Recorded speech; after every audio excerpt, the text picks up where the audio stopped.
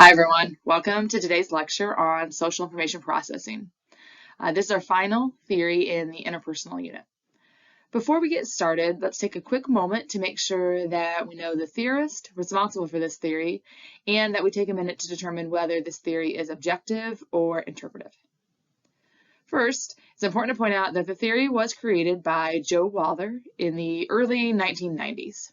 So it's a relatively new theory compared to some of the other theories that we looked at this semester. Joe Walther is actually a faculty member at Michigan State University and has been there for several years.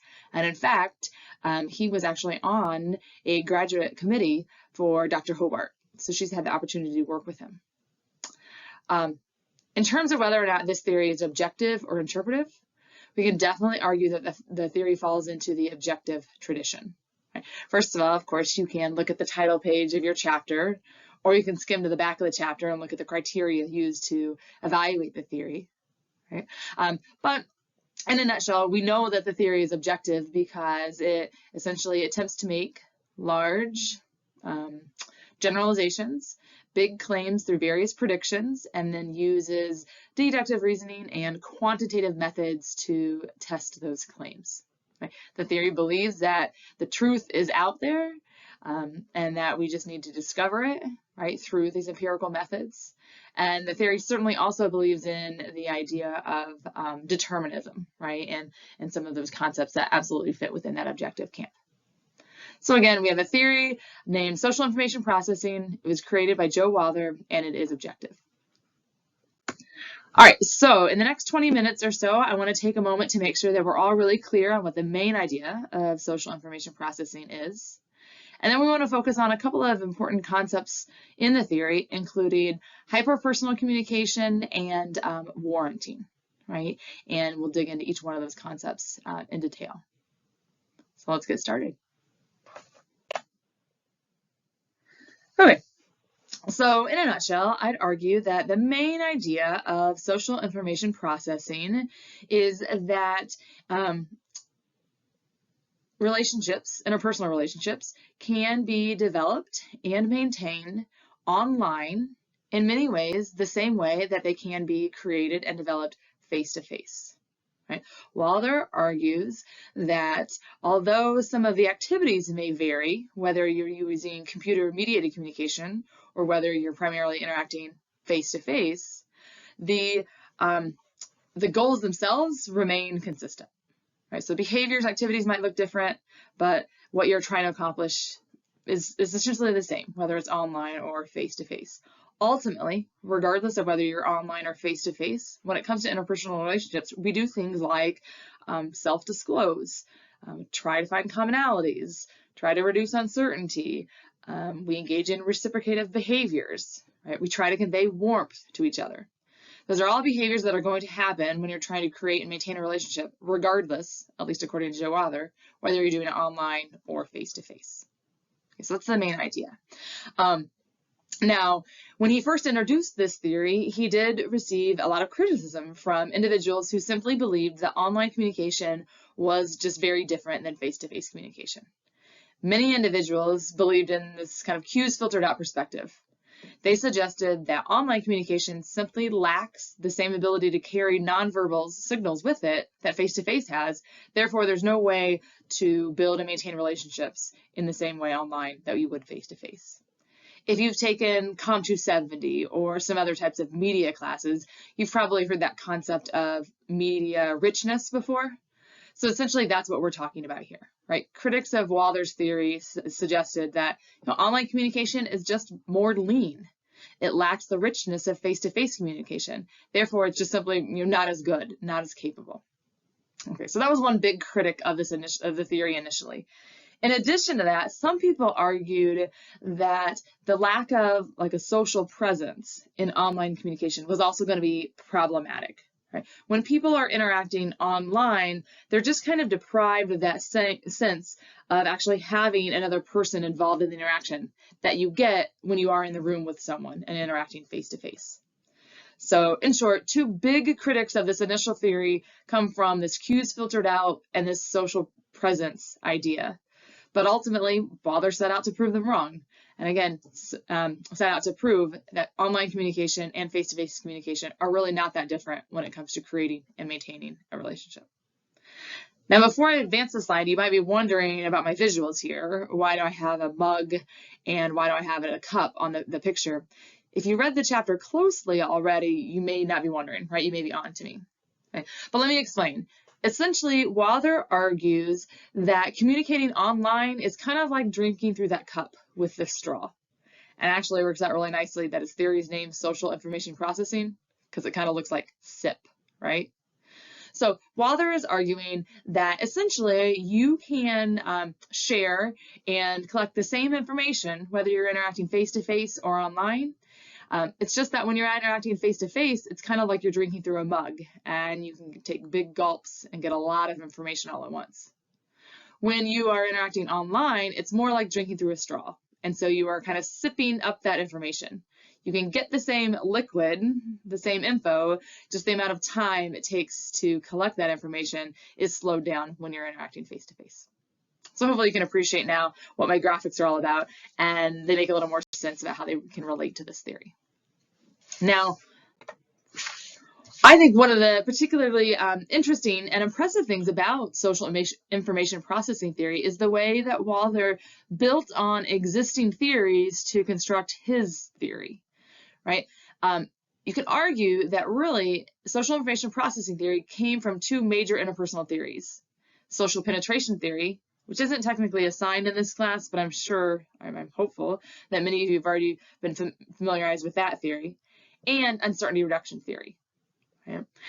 So by building on both of those theories, he feels like he's able to explain how computer-mediated communication, how relationships through CMC work. Right? He argues, again, that ultimately building and maintaining relationships is done through first collecting information. Right? So he's borrowing all these ideas here that come from social penetration theory and ideas related to self-disclosure and gaining intel about the people that I'm interacting with. Relationships are also about impression formation, right? Which has to do with trying to reduce uncertainty or the unknown about the people I'm interacting with, and then put those together, and that ultimately leads to the development of a new relationship, right? So based on the information that we gather and the impression that we form, we then go on to choose whether or not we want to continue the relationship or end the relationship. Now, although Walther does maintain that forming and developing relationships online is very similar to face-to-face, he has found over the years there are a couple of important distinctions that he points out. Right? His first argument is that interacting online to form and maintain a relationship does take longer. Now, to be fair, when he was developing the theories, if you recall, he started his theory in the 90s, right? So, of course, in the early 1990s, we did not have several of the technology that we had today, right? He primarily initiated the theory and did research on CMC like emails, right, or even instant messaging. Of course, now we know we have more synchronous forms of communication with video chats and various social media types of technology. Right? So we have to acknowledge that. But one of the key differences that Walther has found is that it simply takes longer to interact online. Right? You think about that. When you're having a face-to-face conversation that's synchronous, you can get feedback instantaneously. If you send an email, it, first of all, may take longer for you to actually write that email because you're able to sit in front of your computer screen and think and edit and revise. And of course, it also may take longer for you to get a response, right? You have to wait for the person you sent the message to reply. So one big difference, although he says a lot of this is all the same, one big difference interacting through CMC he does acknowledge is that communication online takes longer. In fact, through some of his research, one study in particular I encourage you to check out in the reading, he finds that using online communication on average takes about 4 times longer than using face-to-face communication. Another key feature that he argues is different through CMC than face-to-face is the concept of chronemics, right? So it's still related to time, but it's a little bit different. Not just that CMC takes longer. Now he's suggesting that chronemics is actually a kind of a nonverbal signal, right? And so he's arguing that when you're interacting through email, you actually make assumptions. You kind of send and receive messages based on how long it took you to reply, right? Again, one of his studies is summarized in the reading that kind of speaks to this. Ultimately, what he finds is the quicker people reply, the more positively the messages are evaluated. The longer it takes people to reply, the more negatively the messages are evaluated. Okay. So again, in short, Wilder argues you can create and maintain relationships through CMC just as well as you can through face-to-face. Two of the biggest differences are that it takes longer through CMC and that people pay attention to chronemics more through CMC than face-to-face. Okay, so at this point we know Wilder's making a pretty big claim. He's claiming that we can use CMC to create and maintain relationships just as well as if we used face-to-face communication. Now he can't just leave it there, right? He needs some data to back this up, right? He needs to test his claim and provide empirical support for it. So he does just that. Right. In one of his earlier studies, Wilder set up an experiment where 28 pairs of students were asked to come together and to discuss this moral dilemma. Right. The students were divided into whether or not they were interacting through CMC or face-to-face. Now, and another important piece of this, within the students, actually one of the individuals was a Confederate, which means they were in on the experiment. And so one of the students in each pair was in on the experiment and actually told to act in a certain way. They were told that they needed to act actually in a friendly manner and convey warmth, or they were assigned to act in a manner that was kind of unfriendly and cold. Okay, so everybody's assigned to their groups. They're told to interact. Some people are acting in a friendly manner. Some people are acting in a more cold manner.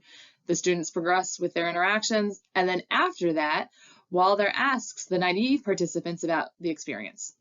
And what he finds is the naive participants, the individuals who were not in on the experiment early on, were actually able to determine whether or not they were interacting with someone who was acting in a friendly or an unfriendly manner. Right, so based on this, Wilder is able to make the claim that you can, in fact, decipher tone, right, even when you are interacting through CMC. So this particular study goes a long way to really kind of provide data to refute some of those previous critics that we mentioned, right? By having empirical support for the idea that tone can be communicated through CMC, that really discredits some of the arguments previously stated by the cues filtered out perspective. Okay, so moving on from that, Wilder now goes on to make some additional claims, and he introduces us to this concept of hyperpersonal communication. Hyperpersonal communication actually argues that CMC relationships may be even more intimate than those that were developed face-to-face. Right? So not only is CMC capable of helping us build and maintain relationships, in some cases it might lead to relationships that are even closer than if we were interacting face-to-face.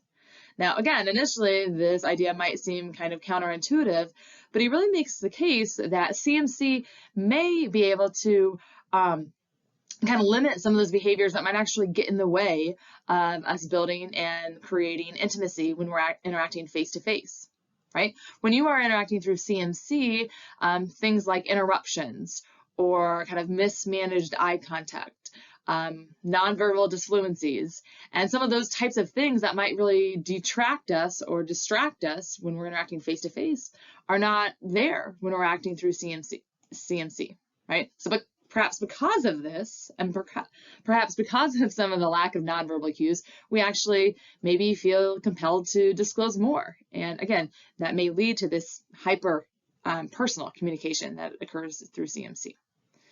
As he digs into this concept a little bit more, he encourages us to look at key features of interaction, including the sender, receiver, channel, and feedback. So we're going to do just that.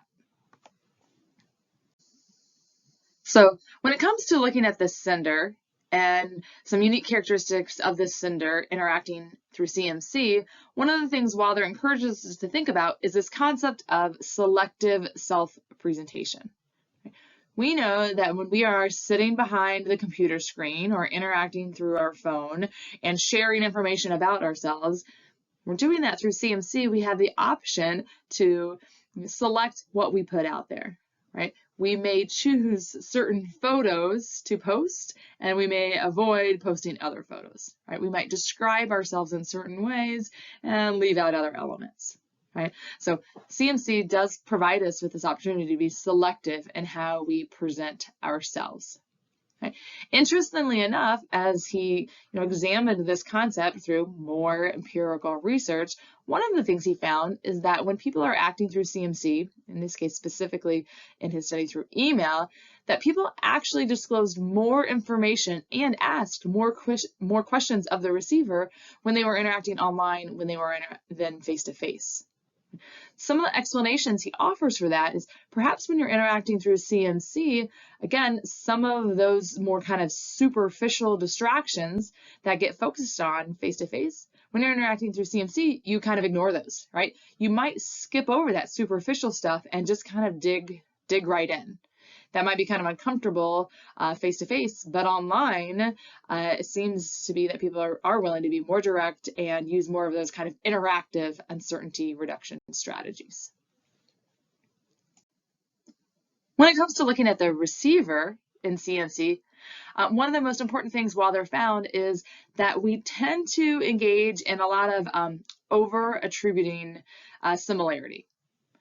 Again, perhaps due to some of the lack of nonverbal cues, when we're interacting online, we tend to make assumptions and have perceptions of others that over-attribute how similar they are to us, right? And one of the ways that we do that is we also tend to kind of selectively expose ourselves only to the information that we want to hear or that we like, right? And that is consistent with and some of how we already feel, right? So one explanation for this might be related to a concept perhaps you've heard called the repulsion hypothesis. What we know is that it feels really good when people agree with us or when people are like-minded with us. When, on the other hand, we hear people with contradictory views or people who criticize us, that is kind of repulsive, right? That doesn't feel good, and so we choose to stay away from that, right? So ultimately, in the absence of extra additional information, Walther is arguing what we simply try to do is we fill in all those gaps, and we fill them in a way that over attributes similarity and likeness. Okay, so we've covered sender, receiver. Now let's cover channel, right? When it comes to channel and CMC, again, Walther points out a couple of important key elements here, right? One of the things he notes is that when we're interacting through CMC, this channel tends to afford us time to be more deliberate, right? Because CMC often is asynchronous, right? Whether you are sending an email or a text or even posting something on a social media feed, you put it out there and your recipient may or may not be interacting with you and respond to you, right? So the fact that CMC can be asynchronous gives us more time to be deliberate and to be mindful and thoughtful. That in turn should allow a sender to kind of contribute all of their cognitive effort to the message rather than to be distracted by all kinds of other things, right? And to be worrying about what is this person thinking of me, or what are they looking at, or what other kind of noise might be going on, right? And then closely related to that, that tells us that CMC gives us kind of the opportunity to engage in more editing, right? I might type that email, I might not like it, and so I rewind and I type it again. Certainly that's trickier to do when you're actually interacting synchronously with someone and you're interacting face-to-face, right? Again, Walther makes these claims and he attempts to support them with empirical data. One particular study he did to investigate this concept of how the channel influences the cognitive effort people put into messages involves asking participants to imagine that they were writing emails to individuals at the college they were hoping to apply to, right? And so the participants were led to believe that they had one of three different recipients or audience members, right? So one group of individuals was led to believe that they were writing their email to a prestigious professor who was described in a lot of detail, who may or may not be involved with kind of the selection process. The second group was led to believe that they were writing an email to kind of an undesirable high school student, right, who certainly had very little clout in terms of whether or not the individual would get into the university. And the third group was told that they were writing to another college student and very little details were provided. What they found was the students who believed they were writing to someone who was prestigious, right, and who had at least some level of power and reputation, the individuals who thought they were writing to that person did in fact spend a lot more time constructing their message and editing their message than the students in either one of the two groups. And it's probably not shocking to you, right? When you think about your own personal experience, that probably makes sense and it's consistent, right? But it is valuable to think about the implications of that, right? What that's telling us is CMC does have, important characteristics in that it does allow the sender to be more deliberate and to engage in more editing than face-to-face communication. And that does in turn have some implications for building and maintaining interpersonal relationships. Okay, and finally we have feedback, right? Walther, again, makes some interesting claims regarding this particular characteristic of communication and how it might vary through CMC, right?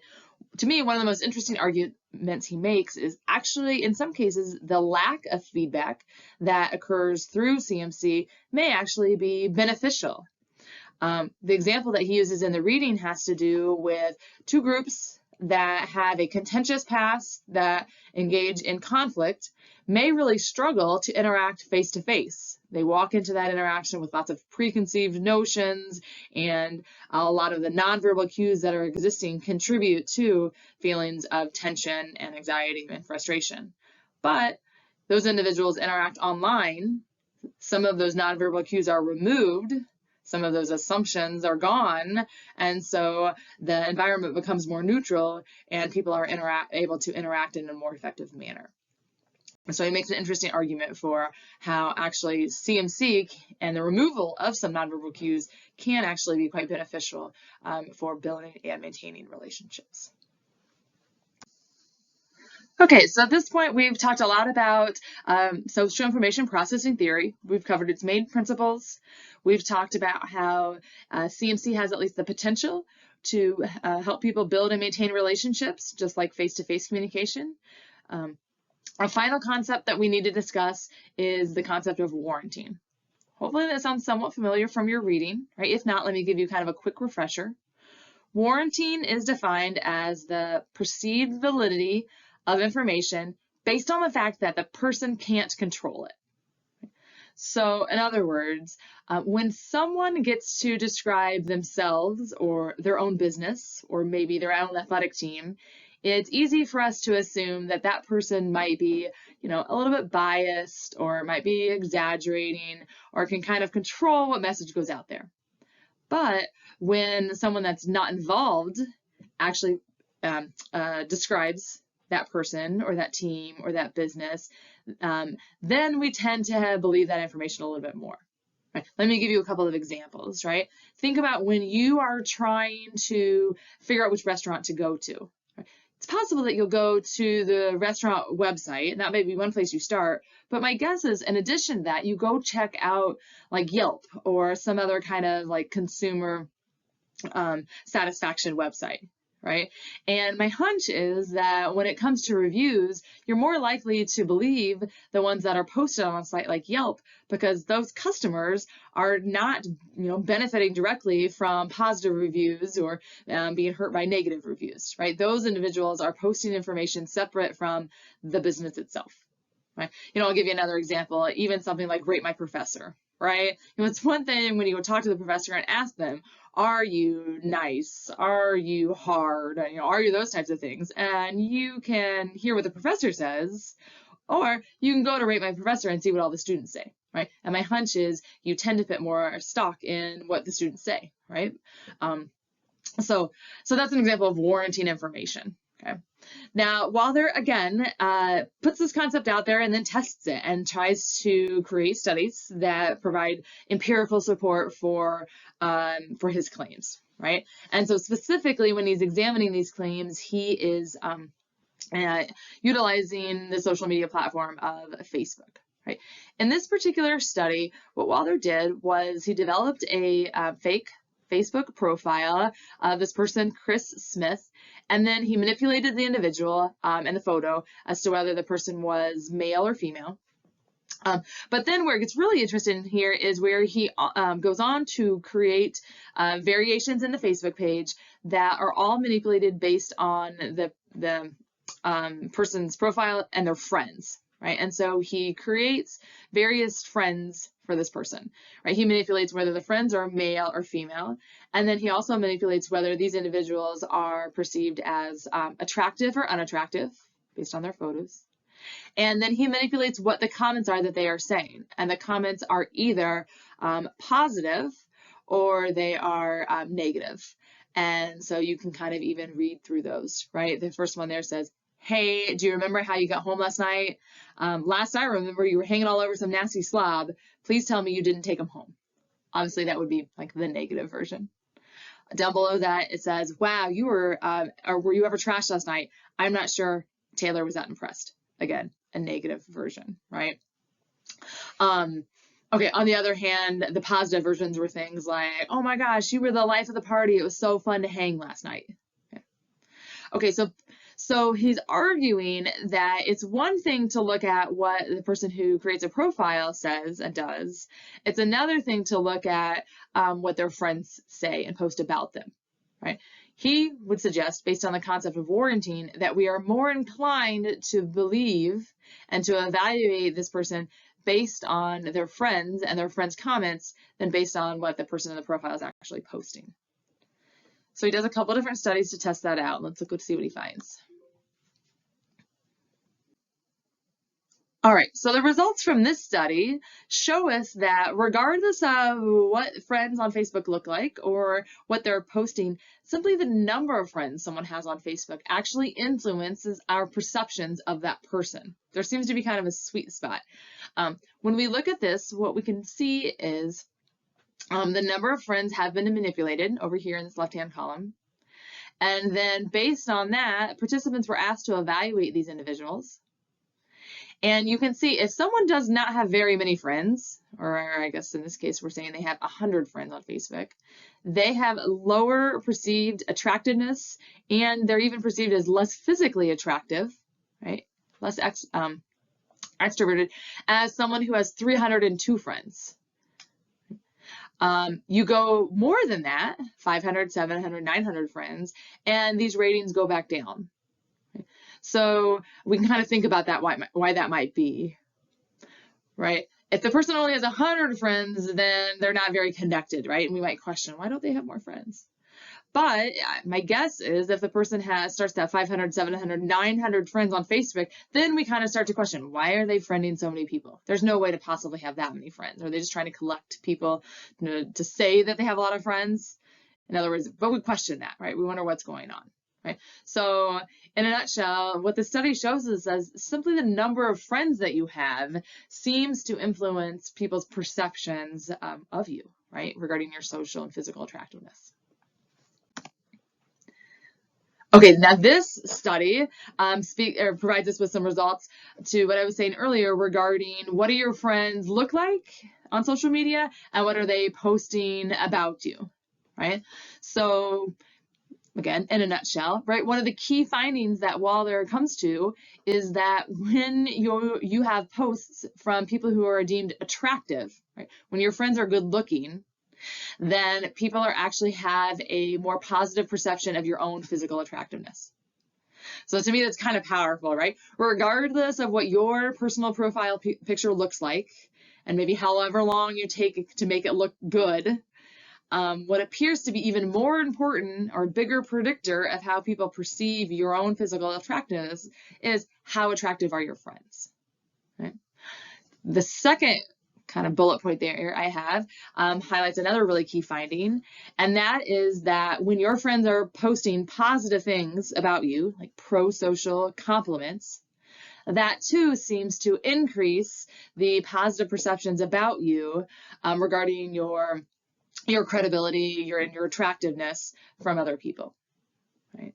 So both of these concepts, I think, really do provide some empirical support for the idea of warranting. That we were really looking to see, well, what are others saying about you, and what information can we glean from others to evaluate you personally, right? And so you can kind of see that demonstrated by these bar charts as well. All right, so we're right at 30 minutes here, so we're going to kind of wrap things up. As we conclude, you can see this last slide attempts to evaluate social information processing theory using the established set of objective theoretical criteria, and ultimately the theory gets really high marks, ranging from being able to accurately explain the data to being pretty straightforward and kind of parsimonious, right? As well as being, really pretty practical and useful, right? And I guess the last thing that I would say to kind of wrap things up is that, to me, it's really pretty amazing that this theory that focuses very much on technology and computer-mediated communication, and that was developed, 40, 50 years ago, when a lot of the technologies that exist today did not even exist, that this theory really still holds up, right? And the predictions that are made through this theory then are really still being supported even today, even with the advent of all kinds of new technology. So to me, that makes it a very kind of powerful type of theory. So at this point, I think I'll wrap things up. Of course, as always, if you have any questions or concerns, please feel free to reach out.